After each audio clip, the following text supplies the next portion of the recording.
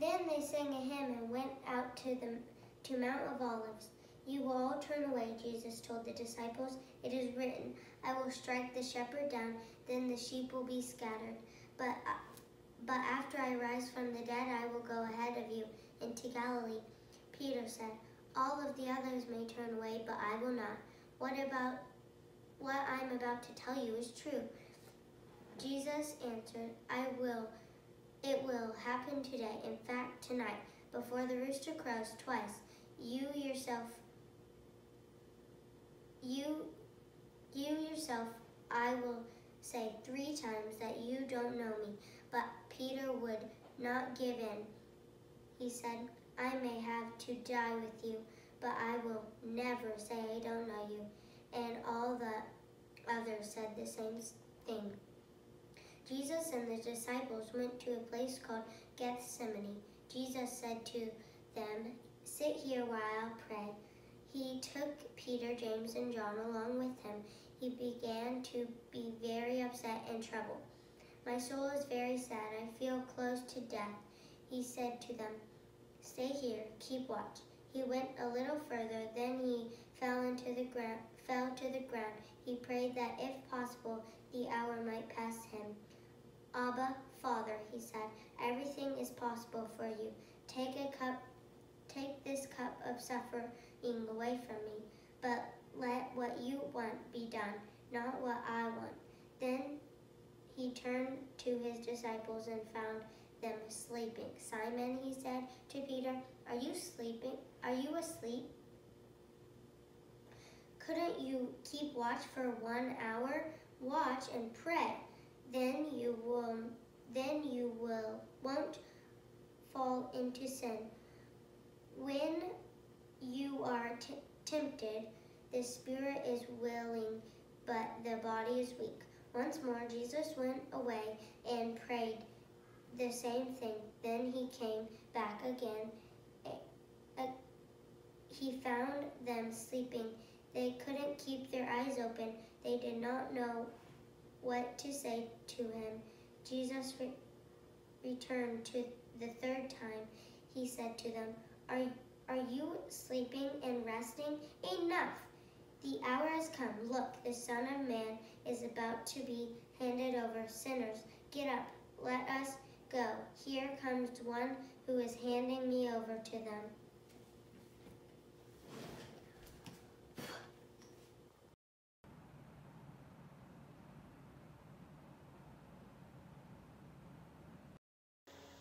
Immediately while he was still speaking, Judas, one of the 12, arrived, and with him there was a crowd with swords and clubs, from the chief priests, the scribes, and the elders. Now the betrayer had given them a sign, saying, the one I will kiss is the man. Arrest him and lead him away under guard. So when he came, he went up to him at once and said, Rabbi, and kissed him. Then they laid hands on him and arrested him. But one of those who stood near drew his sword and struck the slave of the high priest, cutting off his ear. Then Jesus said to them, have you come out with swords and clubs to arrest me, as though I was a bandit? Day after day I was with you in the temple teaching, and you did not arrest me. But let the scriptures be fulfilled. All of them deserted him and fled. A certain young man was following him, wearing nothing but a linen cloth. They caught hold of him, but he left the linen cloth and ran off naked.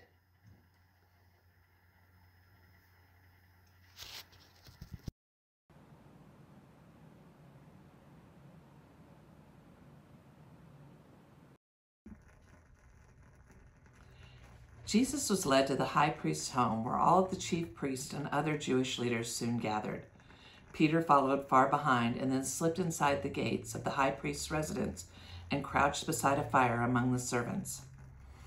Inside, the chief priests and the whole Jewish Supreme Court were trying to find something against Jesus that would be sufficient to condemn him to death. But their efforts were in vain.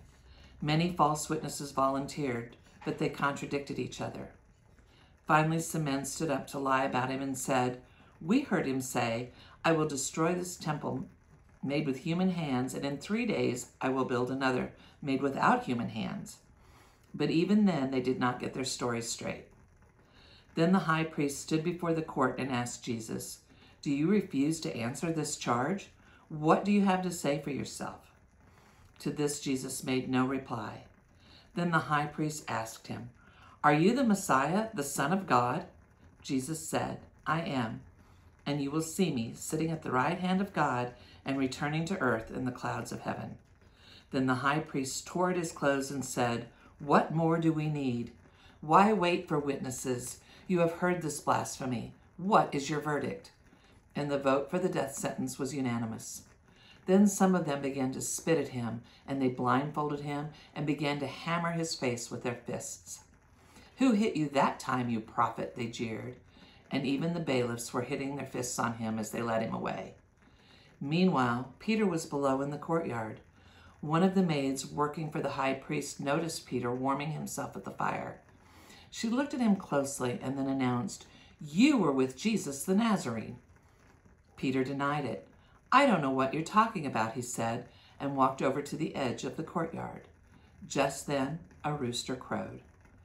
The maid saw him standing there and began telling the others, "There he is. There's that disciple of Jesus." Peter denied it again. A little later, others standing around the fire began saying to Peter, "You are, too, one of them, for you are from Galilee." He began to curse and swear. "I don't even know this fellow you're talking about," he said. And immediately the rooster crowed the second time. Suddenly, Jesus' words flashed through Peter's mind. "Before the cock crows twice, you will deny me 3 times." And he began to cry.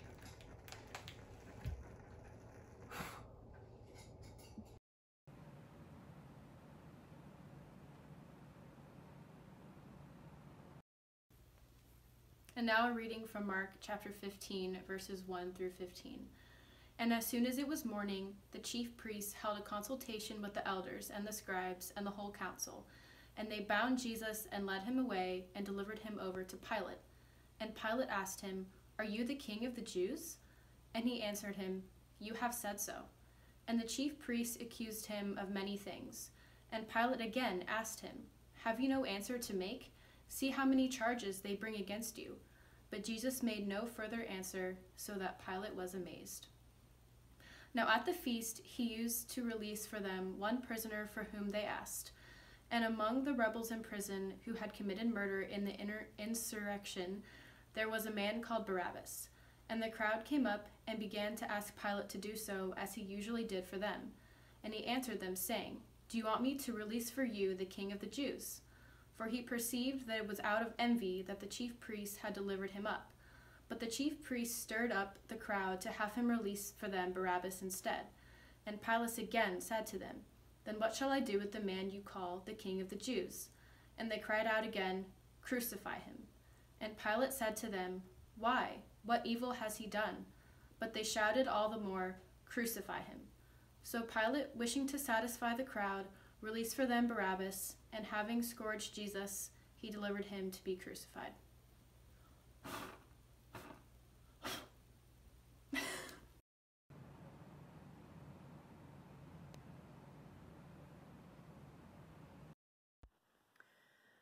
A reading from Mark, the 15th chapter.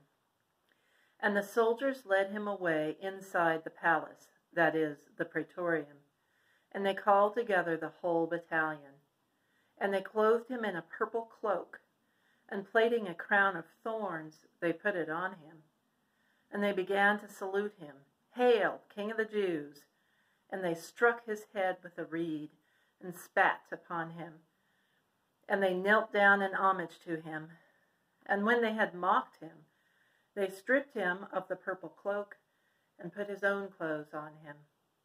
And they led him out to crucify him. And they compelled a passerby, Simon of Cyrene, who was coming in from the country, the father of Alexander and Rufus, to carry his cross. And they brought him to the place called Golgotha, which means the place of the skull. And they offered him wine mingled with myrrh, but he did not take it. And they crucified him, and divided his garments among them, casting lots for them to decide what each should take. And it was the 3rd hour when they crucified him. And the inscription of the charge against him read, "The King of the Jews." And with him they crucified 2 robbers, one on his right and one on his left. And those who passed by derided him, wagging their heads and saying, "Aha! You who would destroy the temple and build it in 3 days, save yourself and come down from the cross." So also the chief priests mocked him to one another with the scribes, saying, "He saved others, he cannot save himself. Let the Christ, the King of Israel, come down now from the cross, that we may see and believe." Those who were crucified with him also reviled him.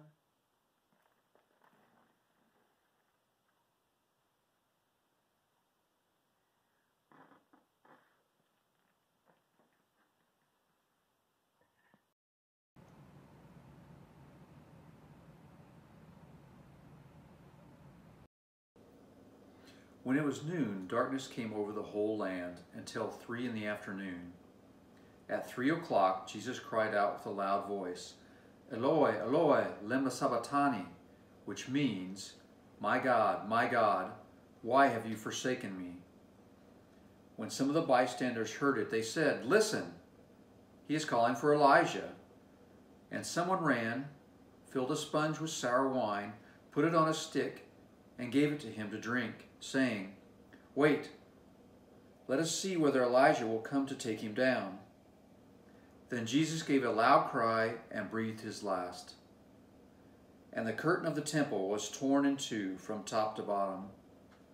Now, when the centurion who stood facing him saw that in this way he breathed his last, he said, "Truly, this man was God's son." There were also women looking on from a distance. Among them were Mary Magdalene and Mary, the mother of James, the younger of the Hoseas, and Salome. These used to follow him and provided for him when he was in Galilee. And there were many other women who had come up with him to Jerusalem.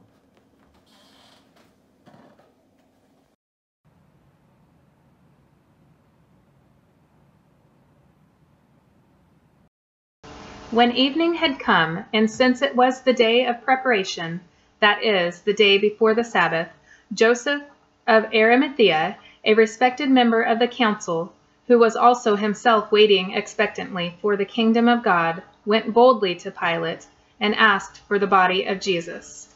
The Pilate wondered if he were already dead, and summoning the centurion, he asked him whether he had been dead for some time. When he learned from the centurion that he was dead, he granted the body to Joseph. Then Joseph bought a linen cloth, and taking down the body, wrapped it in the linen cloth, and laid it in the tomb that had been hewn out of the rock. He then rolled a stone against the door of the tomb. Mary Magdalene and Mary, the mother of Joses, saw where the body was lying.